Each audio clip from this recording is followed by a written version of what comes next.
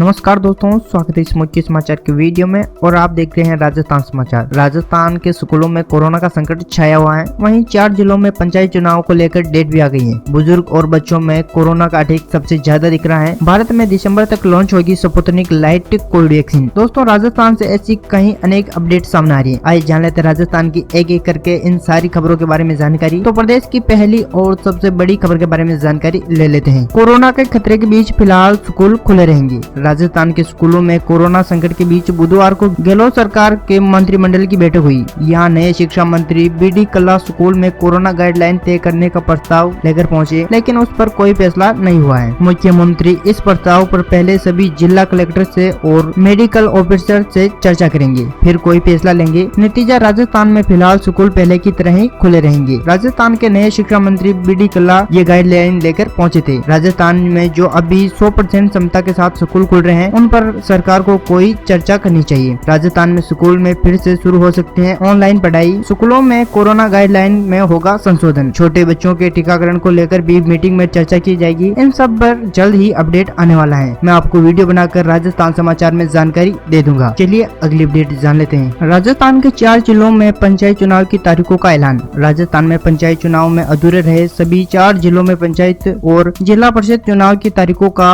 राज्य निर्वाचन आयोग ने ऐलान कर दिया है। राजस्थान प्रदेश के कोटा, बारां, करौली और गंगानगर जिलों में पंचायत जिला परिषद के चुनाव की घोषणा हो चुकी है। चुनाव की घोषणा के साथ ही आचार संहिता भी लागू हो गई है। चारों जिलों में 3 चरणों में चुनाव होने वाले हैं। पंचायत चुनाव का पहला चरण का चुनाव 12 दिसंबर, दूसरे चरण का चुनाव 15 दिसंबर और तीसरे चरण का चुनाव 18 दिसंबर को होगा। चलिए अगले अपडेट जान लेते हैं। बुजुर्ग और बच्चों में कोरोना का अटैक। 3 महीने बाद अब राजस्थान में एक बार फिर से कोरोना के मरीज बढ़ने लगे हैं, लेकिन इस बार सबसे ज्यादा संक्रमित बुजुर्ग और बच्चे आ रहे हैं। कुल मरीज में से 70% मरीज ऐसे हैं जिन्होंने वैक्सीनेशन की दोनों डोज लग गई हैं, जबकि नवंबर में अब तक मिले 129 संक्रमित में से 51 मरीज हुए हैं जिनकी उम्र 50 से ज्यादा है और उन्हें भी वैक्सीन की दोनों डोज लग चुकी है। अगर दोस्तों आपको भी दोनों डोज लग चुकी है, फिर भी आप कोरोना वायरस को हल्के में नहीं लेना। कोरोना की सारी गाइडलाइन की पालना करनी है और उनसे सुरक्षित रहना है। चलिए अगली अपडेट जान लेते हैं। भारत में दिसंबर तक लॉन्च होगी स्पुतनिक लाइट कोविड वैक्सीन। रूस में बनी स्पुतनिक लाइट कोविड-19 वैक्सीन दिसंबर तक भारत में लॉन्च की जाएगी। ये जानकारी न्यूज एजेंसी एनआई ने रूसी प्रत्यक्ष निवेश कोष के सीईओ किरिल दिमित्री के हवाले से मिली है। इसमें कहा गया है कि 1 डोज वाली स्पुतनिक लाइट वैक्सीन क्लिनिक परीक्षण के बीच में है। इसी महीने के अंत में परीक्षण पूरा हो जाएगा और इसे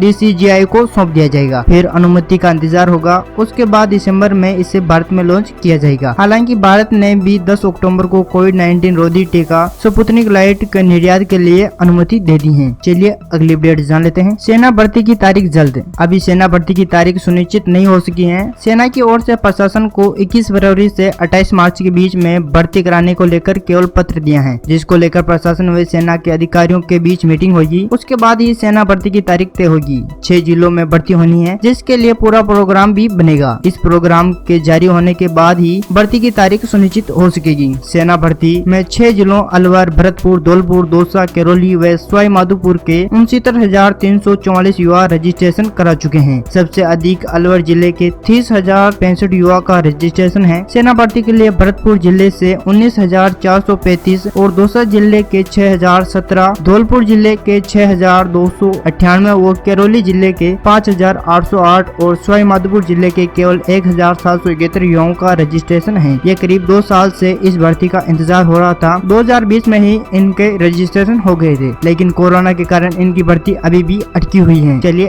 अगली अपडेट जान लेते हैं। राजस्थान के मंत्री का अजब बयान। राजस्थान के मंत्रिमंडल फेरबदल के बाद ग्रामीण विकास राज्य मंत्री बनते ही राजेंद्र गोड्डा ने एक विवादित बयान दिया है। बतौर मंत्री पहली बार अपने विधानसभा क्षेत्र में पहुंचे मंत्री गुड्डा से लोगों ने खराब सड़कों की शिकायत की, तो उन्होंने PWD के चीफ इंजीनियरिंग से कहा है कि मेरे गाँव में कैटरीना कैफ के गालों जैसी सड़क बननी चाहिए। मंत्री ने अफसर NK जोशी से कहा है कि हेमा मालिनी के गालों जैसी, फिर खुद ही बोले कि हेमा मालिनी अब बूढ़ी हो गई हैं। उन्होंने जनता से पूछा है कि आजकल कौन सी एक्ट्रेस फेमस हैं। इस पर वहां मौजूद लोगों ने कैटरीना कैफ का नाम लिया, तो मंत्री ने कहा है कि कैटरीना कैफ के गालों जैसी सड़क मेरे क्षेत्र में बननी चाहिए। राजेंद्र सिंह गुड्डा BSP से कांग्रेस में आए। मुख्यमंत्री अशोक गहलोत ने उन्हें हाल ही में अभी राज्य मंत्री बनाया है। चलिए अगली अपडेट जान लेते हैं। प्रेग्नेंट महिला को कंधे पर उठाकर 6 किलोमीटर पहाड़ पर चढ़े लोग। उदयपुर में एक प्रेग्नेंट महिला महिला को अस्पताल ले जाने के लिए उसके परिजनों को पहाड़ पर 6 किलोमीटर का सफर तय करना पड़ा। इसी दौरान महिला 2.5 घंटे तक दर्द से तड़पती रही। जैसे तैसे वह महिला को लेकर अस्पताल पहुंचे, लेकिन वहां भी इलाज की सुविधा नहीं मिली। गमीनत रही कि वहां पहुंचने के बाद उन्हें एक जीप मिल गई। देर रात 2:30 बजे उसे प्राथमिक स्वास्थ्य केंद्र पहुंचाया गया। दरअसल उदयपुर में जिस जगह अंबाला गाँव है वहाँ सड़क भी ढंग की नहीं है। अब सेंटर तक पहुँचने के लिए 6 किलोमीटर चलकर पहाड़ पार करना होता है। यहाँ रहने वाले दिनों पत्नी भैयाराम को अचानक प्रसव पीड़ा शुरू हो गई। एम्बुलेंस और दूसरी गाड़ी नहीं मिली तो परिजनों ने उसे झोला में डाला और कंधे पर बैठाकर पहाड़ पार कर उसे प्राथमिक स्वास्थ्य केंद्र ले जाया गया। यहाँ से उसे 30 किलोमीटर दूर देवाला अस्पताल पहुँचाया। गर्भवती महिलाओं के लिए राज्य सरकार की जननी सुरक्षा योजना है। वहीं सरकार करोड़ों रुपए इस बात पर खर्च होते हैं कि महिलाओं को प्रसव सुविधा समय पर मिले, लेकिन अंबाला गाँव में ऐसा कुछ देखने को नहीं मिला है। अंबाला के वार्ड पंच कंवरराम ने बताया कि बरसों से सड़क की मांग हो रही है, मगर यहाँ पर कोई सुनवाई भी नहीं होती है। ऐसे में बीमारी प्रस्तुता को अस्पताल तक ले जाने में बड़ी मुश्किल का सामना